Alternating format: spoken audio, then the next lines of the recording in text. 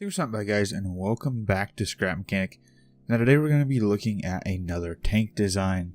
I know some people really like the tank designs, want to see more of them. I know some people are probably getting tired and fed up with them, but I've really been enjoying it, so I've been doing a lot of it just because I think it's fun, I think it's cool, and I think it's really challenging. So today's design is the Mark 8. It uses the same cannon as the Mark 7. Some of the big details and things I was working on for this design was to make the turret a lot smaller. There is a limitation to how small you can make the turrets themselves due to the size of the gun and the positioning of the seat. So I'm really happy with how this is. It's a lot smaller than the Mark 7 was. Has a lot smaller profile and is a lot easier to hide. If I actually just grab out the Mark 7, we can compare them directly to each other.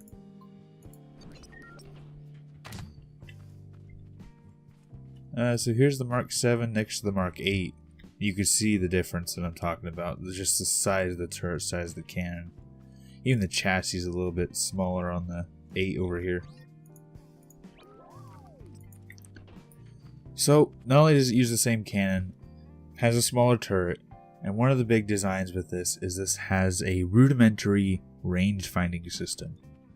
So with a lot of my other cannons, what you'd have to do is you'd have to shoot around, and based on where that lands, make some adjustments, and shoot another round where that lands, make some adjustments.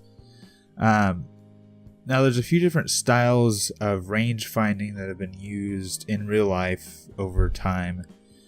Some of those are like your visual range finding, which is stuff you'll see on battleships and some large tanks have them as well. And then there's like laser range finding, which is used modern day. The system this uses is ballistic range finding. So we come up here, the hatch is normally closed, but you come up here, open the hatch. Like all my tanks, drop in, you have your seat, you have your cannon. Normal operation, load it. You can fire it. One side effect, because this turret is so small and is so lightweight, the cannon when fired actually has a decent amount of recoil and will spin the cannon or the turret a little bit, so you have to be careful.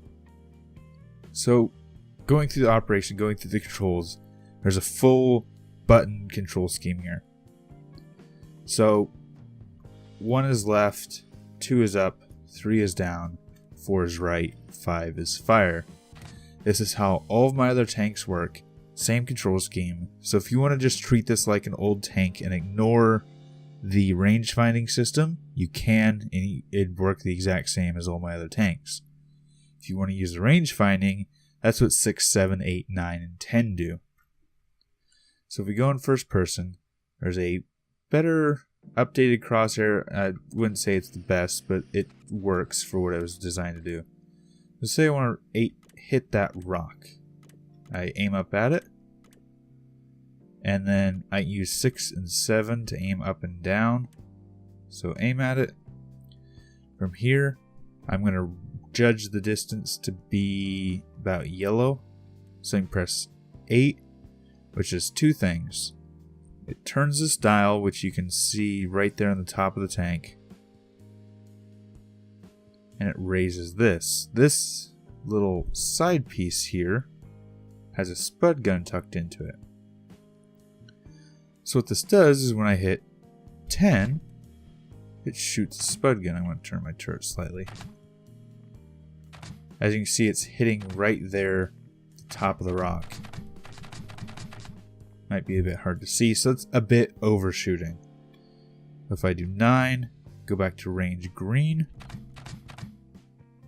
So range green is right where I'm wanting to hit this target. Go back in here, make sure I'm lined up. Have my round in. And then come back in here to the sights.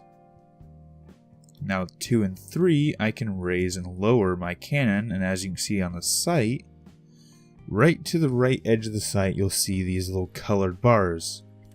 So right here, I'm at green. right here I'm at yellow. Here I'm at orange. And way up here, I'm at red.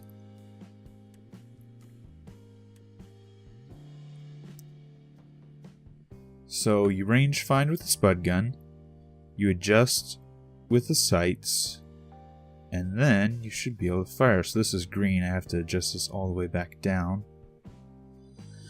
And let's hope we can hit on the first shot. Now this isn't perfect, like I said, it's rudimentary, it's early design. And I think it's really cool, but I think it's really overly complicated for a main battle tank. If this is artillery or something, yes, I could see a use for it.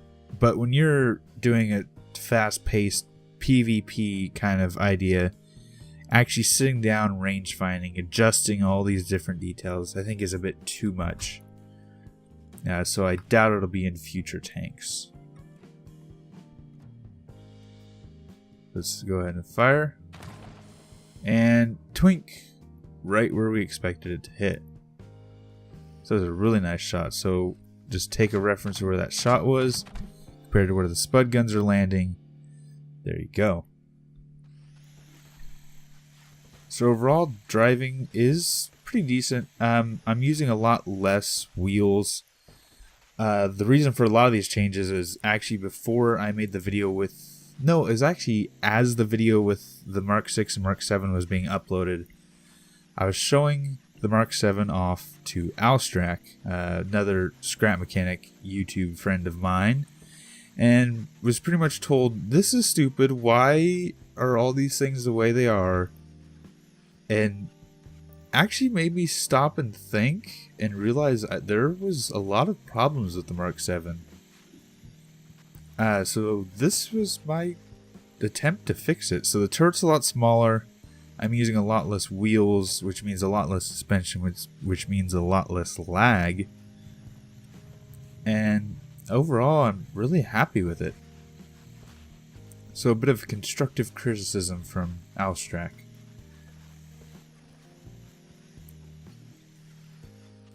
And like I said, the range finding is cool. It's a nice gimmick, but for a tank v tank battle, so say I want to hit that rock right over there, it's gonna take forever to do this. Aim at rock. There you might get some advantage.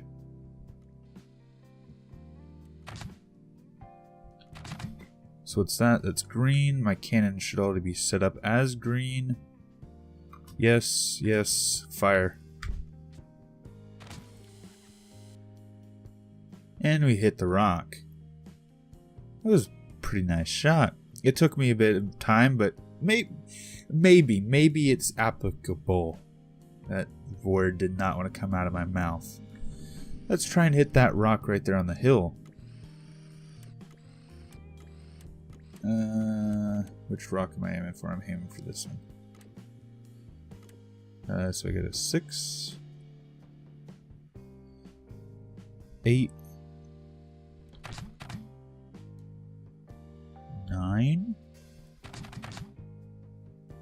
Okay, that's still within my green range, I do believe. No, that's yellow. So I've got to adjust this to yellow.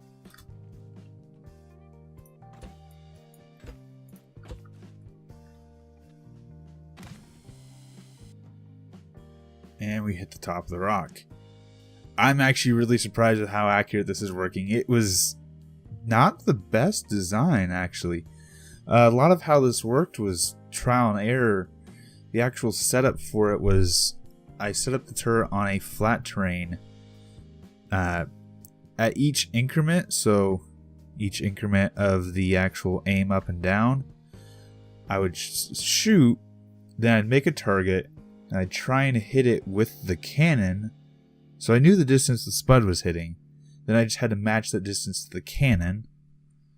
And then whenever I got that right, I just had to make the angles for these markers line up with the crosshairs and did it that way. So first I found the range of the spud gun, then I found the range of the cannon, and I put a marker where it needed to be.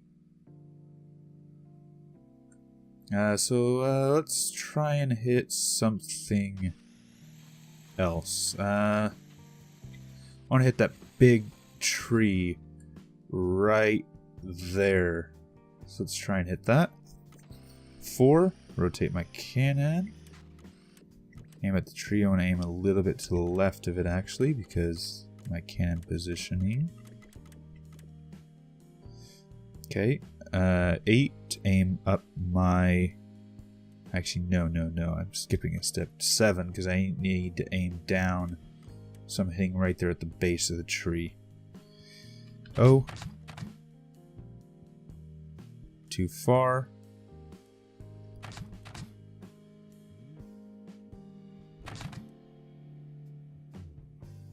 That's perfect. Aim a little bit to the left. Load up my round. And what am I set to? I'm set to orange, so I need to adjust this in here till I'm using the orange marker. And fire. Oh, I'm way off to the right. And I'm a little bit short on that shot. So let's re-aim and use the extreme half of orange.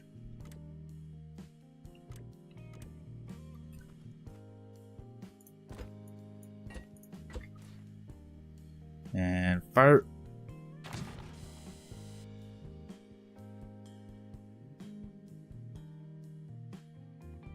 I don't know where that landed. I want to shoot one more because I actually didn't see where that landed. Maybe it phased to the ground. That was way off to the right. But I think it got the range it was supposed to. So overall, I'm really happy with the design. It's one of those maybe range finding in the main battle tanks can be useful. I'm not sure, but luckily I did map the controls, so if you just want to use it like the old tank controls with your turret aim up down, you can. But if you want to take the time to, the range finding system is there.